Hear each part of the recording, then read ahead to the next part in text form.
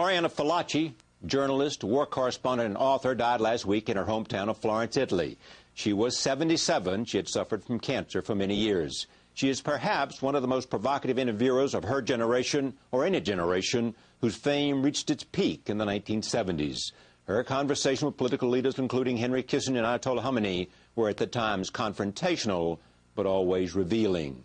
The child of socialists, she had contempt for authority and once wrote, "I have always looked at disobedience towards the oppressive as the only way to use the miracle of having been born." In the 1990s, she became increasingly reclusive, dividing her time between New York City and Florence. She returned to the public scene following the September 11th, 2001 attacks with writings critical of Islam. Her book, The Rage and the Pride, drew accusations of inciting hatred against Muslims. She appeared on this program several times. Here's a look at some of those conversations.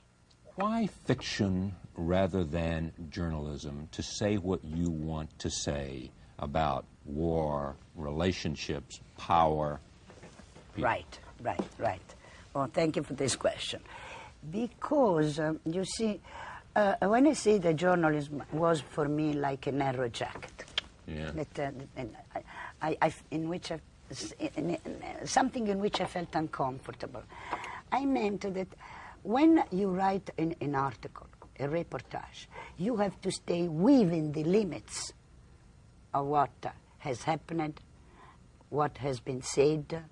I mean, you must be very rigorous in reporting without inventing, without distorting, without manipulating, which I was very good in it.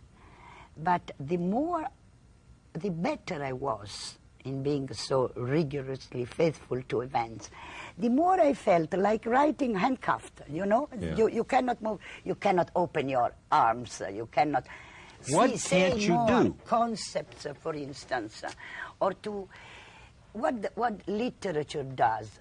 It universalizes the truth. People can recognize in that story. You know how many times I have found people that say to me, the character of that book is me. I found a woman, 87 years old, the grandmother, who said to me, Alekos, it's me. Alekos is the character of A Man, the other novel, another novel of mine.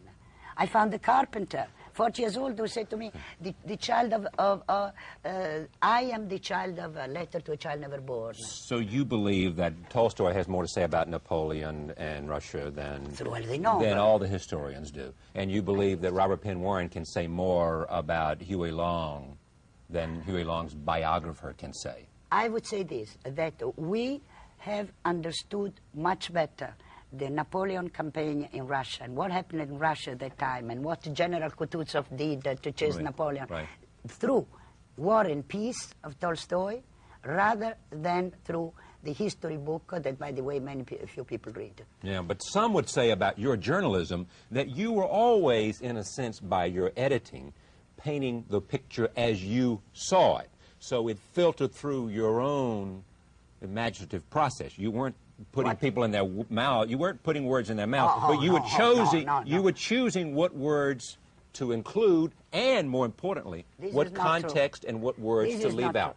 This is not true. These are my enemies saying, you know, people like me have a lot of friends, a lot of enemies. Yourself. No. It has been misinterpreted. No, I would never. The proof is that the fact my interviews were very long, and I had to fight each time with the newspapers to which I gave them to run them completely. And they were so long because I did not want to cut what was said. Because if you cut a phrase, or if you cut a concept, you give it distortedly. Of course, I mean, if I go to interview Khomeini, I don't go as the best of friends of Khomeini. I mean, I'm kind of, I'm ready for the worst. If I go to see Gaddafi, yes, I go as an enemy. Oh, yes. But, I mean... You go as an enemy, as an adversary, as an adversary. You go prepared for combat. Yes, to a bastard, yes, I would go. Sometimes I shouldn't say that. That's all right. But let me just stay with that, because I want to come back to the book. But just, you go to those interviews prepared for combat. You go looking for what? I don't go prepared for combat. By the way, I did go Yeah. Because I don't make interviews since a long, long time. That belongs to the past. I don't make them. I don't have any need, any curiosity, I don't feel compelled to make interviews. They really belong to remote past. Okay. But I went, no.